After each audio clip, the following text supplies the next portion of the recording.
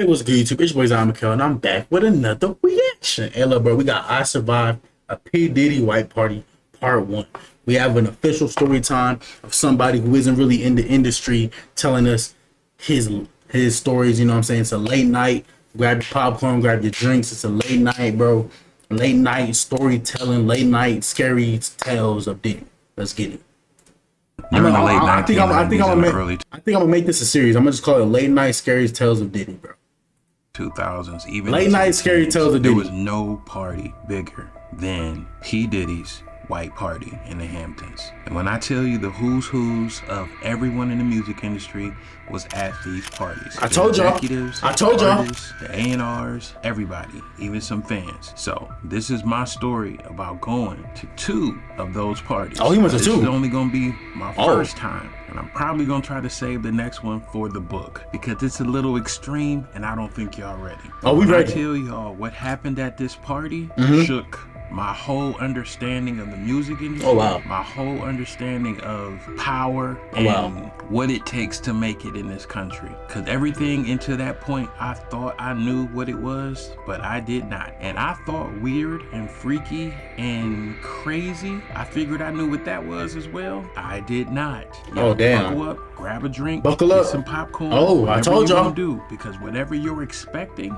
it's gonna be way worse than that. Way Oh. worse. It's story time. So Oh, this nigga at is a this demon. time, I was a young, aspiring rapper, but I had a good job. But I had bars, and I felt like I could be on a national level. So one of my part-time jobs was I was working for this booking agency called WeBookThem.com. And Okay. what booking agencies do is, you know what I'm saying, let's say if you want to bring an artist to perform or a concert or set up something like that. So they're the middleman. So either, you know, you pay them, they hold the money. When the artists show up, they pay the artist. It's just a middleman to protect your money, make sure that the events go off with no problems, right? So in doing this, sometimes artists don't be having bank accounts, if that make any sense. So you have to be the middleman with cash. So my friend, you know, Twan, who owns the company, he was in a tight spot. He had a lot of different shows going on that weekend, and he needed somebody to fly out and be the middleman for a performance at this party. Now, at the time, it just said party, so we didn't know what it was. So I agreed to do it. I was supposed to hold like 40 grand, wait till the artist get there, get the artist the money, blase, blase, contract's over, it's been completed. Now, the day before I leave, he gets all the information for the event. He's like, Tom, it's a white party. Now, at the time, wasn't a lot of people doing it like now. Now, you go on social media, white party, white party, white party, white party, white party, white party, boat white party, kid white party. It's white parties everywhere. But at the time, nobody was really doing this. We had heard these parties was pretty lit, you know what I'm saying? So I was like, okay, cool. So I put together a little white outfit, da da da da da da. Now I remember at the time, it was like a complete white party. Like you couldn't wear like a black belt or anything. You had to have on all white. So I made sure I met the specifications, got the plane, flew to New York, right? So I get to the party. Now, I've been around celebrities. I've been in spaces with them, but when I'm telling y'all, like, so the way the party was set up, it was at like this mansion in the Hamptons, right? So you went in and it was like general admission, like, but it was still some movers and shakers in that part of the party. But then it tiered off. So like as you went to different parts of the house, it was more people, but you had to have access to get back there. Now, listen, one rule of going to any party that's going to be tiered off with access, depending on who you are and who you know, you're going to need a pretty girl. Better yet, get you 2 pretty girls. That's So true. I already had arranged for 2 girls to meet me there, and I knew they had access to a lot of different things, right? They meet me at the front. You know, they walk in with me because I got a pass plus 3. And I'm just supposed to be meeting the artist, giving the artist the money. The artist is supposed to perform at this event. I didn't expect to meet anybody. I expected to like have like general access to this event, have a good time, get paid. Okay. At the end of the day, get on a plane in the morning, go back home. I had to be to work Monday. I had a good job, right? So, soon as I walk in with the 2 girls, you know what I'm saying? I'm looking for my contact. And so I'm looking. I bump into, look, for all intents and purposes, I'm gonna change some names because I ain't What? trying to get sued. I'm not trying to get Tasha K by Cardi B on this platform. So I'm gonna change some names so they may sound similar, but y'all gonna know who I'm talking about. All right, All let's see, right. let's see, let's see, let's Allegedly see. know who I'm talking about. Okay. All right. So I see the kid, well, the grown man who resembles Webster. Let's call him Bobby. Okay, I see Bobby. I see him. I've met him before. So I sort of like had a Who? little rapport. So I saw him, hey, you know what I'm saying, da da da da da da.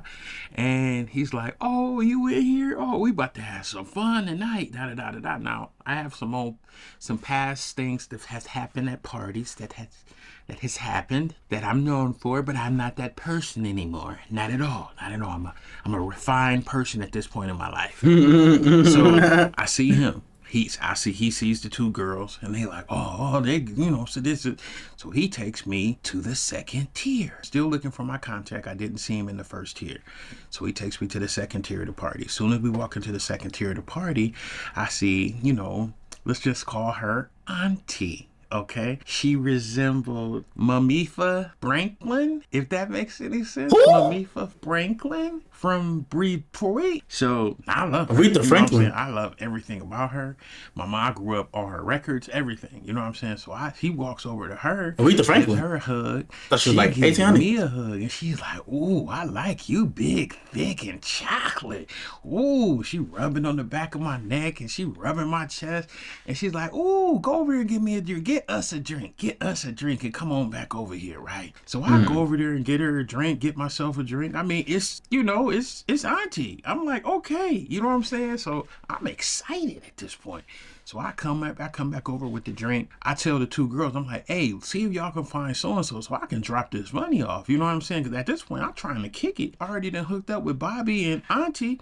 I'm like, when? I told the one girl, she goes and looks. She comes back like 8 minutes later. She's like, oh, he over in the, it's like a atrium or whatever. He's over in the atrium. So I go over to the atrium. I see him. I'm like, all right, here's the money. Da da da da da. He's arguing with this other dude. Like, so now the other dude, y'all know him, but y'all may not know him. He a real mover and shaker. I'm just gonna say he got stabbed by somebody else that was very popular back in the 90s. And he was okay, but whatever. So they're arguing No about idea. something, and so I'm like, hey, let me, interject real quick. So they arguing, and so they look at me and be like, all right, you settle it. All right, what day was Caesar killed on? Now, many of y'all don't know this. I have a brain full of useless facts. Like, I could be on Jeopardy. Like, I know so much stuff about stuff that don't even matter. It's crazy. So I was like, yeah, the Ides of March. And they was like, I told you it was the Ides of March. I told you. Oh, they up there I told arguing you about shit like And that? I'm thinking they was arguing about money, or artist, Yeah. power, something like that. No, they was arguing about historical facts. And I'm like, what? So he's like, oh, you a smart nigga right there. This nigga right here is smart. Y'all don't understand. Hey, one thing about a hood nigga, bro, they love a smart nigga. Like, if you could be a smart nigga, bro, they fuck with you. Okay, hey, let me give you this money and I can go back over with Auntie and Bobby because I'm here to have fun now. This work part is over. So I get him the money and you know what I'm saying? So I go back over to Auntie. So here come the other dude who got stabbed. And so he comes back over there. He's like, hey, man, you pretty smart dude. What you do? And I was like, I rap a little bit, but I do the booking things, da da da da da. And he's like, you know what I'm saying? Let me hear what you got. So don't get me wrong, I was ready. I had an MP3 player ready to go. Like somebody want to hear it, pop this in. I had CDs. I had jump drives. Oh, yeah, he was, If anybody wanted to He was hear looking my for a record demo that label. weekend, they was going to hear my demo that weekend. So I gave him the CD. Gave him the MP3 player. He listened to it. He listened to it for probably like 30 seconds. He like, yeah, I sign you right now. And I'm like, bet? He like, yeah. I'm like, you ain't gonna listen to the whole song? He was like, look, Youngblood, the music industry ain't about talent. It's about a little bit of talent, but who you know, what they're willing to invest in you, and power. And so Auntie Now, heard look, him let me tell y'all, that is the truth, and that's with anything, though. That's with anything. Bro, the truth is with anything that you want to do, bro. My bad.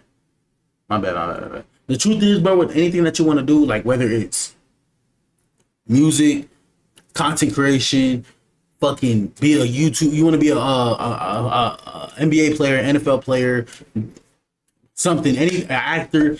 At the end of the day, yes, the shit comes with talent. It comes with a little bit of talent. It's like 10% talent most of the time. It's like 10% talent, 90% luck. And that 90% luck comes from who you know. You know what I'm saying? Like you just said, who you know, connections, all that shit. Like that really where it comes from. Like I've seen people who were fucking studs at basketball, bro. Like I mean studs at hooping. Go JUCO, studs at hooping, like 30 used to go crazy. Go JUCO, and I seen people who average player might, you know what I'm saying, might go off a game, might have another game, might barely shows up to practice. Seen shit like that, full ride scholarship D1. It's real life. To be successful is all of is connections, bro. And that's why I tell people, bro, you gotta connect. You gotta get out there. And that's what I be trying to do sometimes. Like I be trying to like get out there and shit, like get to know people. Like people be like, oh my gosh, you be partying all the time. No, I don't party. I do not party, bro. I literally go out to network. In the city that I'm in, there's nothing else to do but party. So I have no choice but to party, or else I'm gonna be stuck in the same fucking spot that I'm in, or that I was in, and that I'm currently growing out of. So that's why I party so much, and that's why when I go back home, I party. It looks like I party, but I'm really just networking. I like to go to different cities and just network, bro. Say that. And she was like, that's all it is, baby. Ain't none of these people in here talented. Now, when I came up, you had to be talented. You had to have skill, you had to have know-how, and you had to have access. And so she's still rubbing my back, by the way. You know what I'm saying? She's rubbing my back as she's telling me all this. And so he's like, yeah, we could do the deal tonight if you want. And I'm like, okay. Oh, He you was better like, read "Come that on deal, back buddy." here. Come on. And so we about to go back to the, where the host of the party was. Uh-oh. So I'm like a little blown away, a little taken back, because now I'm like in this inner circle of this conversation. So, and we moving towards, and so they still talking. So Auntie, Bobby, and the record exec. So we walking back to this other part of the house, and it's security back there. But soon as we walk in, I see everybody. I'm talking Aaron Carter. Well, you know what? I'm not gonna say no names. I'm just gonna say I seen, I saw a lot of famous people Right. that I did not know was even there, right? So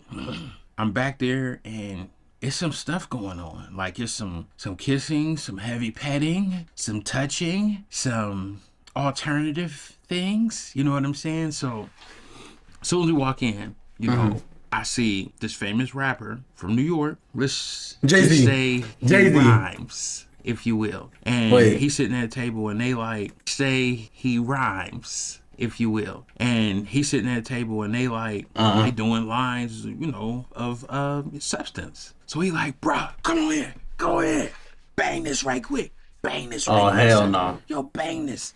You know what I'm He saying? gonna bang you, I don't sonny. really party like that. And so everybody turned around and looked. And I was like, yeah. So they sort of like, you know what I'm saying? I was like, you know what I'm saying? And I told a joke or something real quick and then everybody started to laugh. But it was sort of like one of them initiation looks. Like, if you back here, you gotta know. You know what I'm saying? Because I'm telling you, what I learned that day, I'm gonna get into it. But let's go. So we back there, we drinking, we having a good time. Now it's super hot, so I started to get a freaking headache.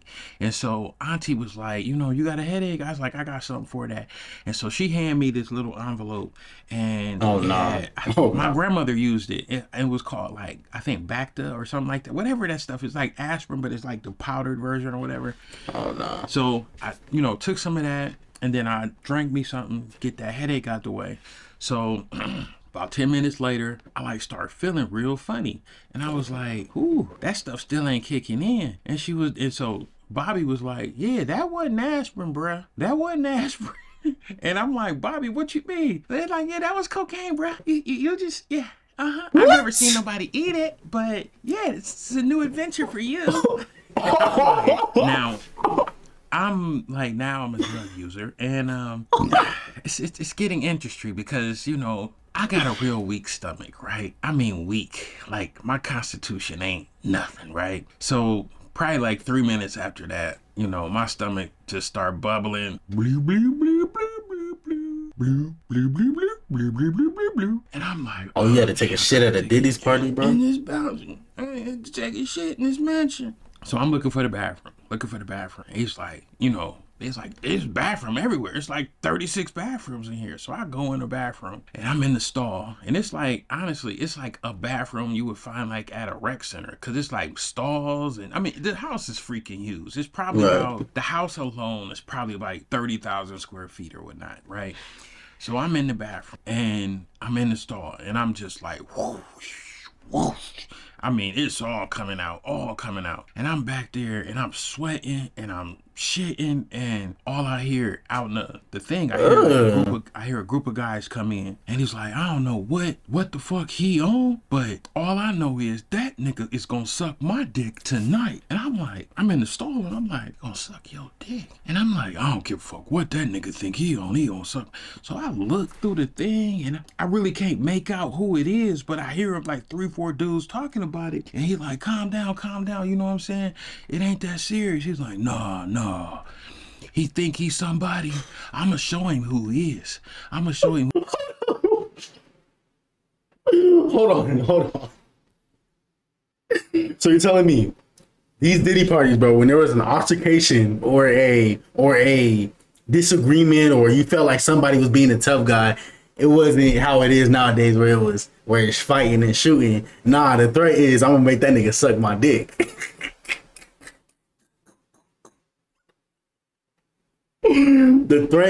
The threats at Diddy's parties are sexual. That is crazy. What did this man just say? Who he really is tonight. You know what I'm saying? So what? I'm looking, and then all of a sudden they like, anybody in the bathroom? And I'm like, yeah, I would have kicked my feet. Yeah, I'm in here taking a shit. And then, hell no. So they opening the stalls. I'm like, nigga, I'm taking a shit. You want some shit on your hand? And so the dude, we started laughing when he heard me say that.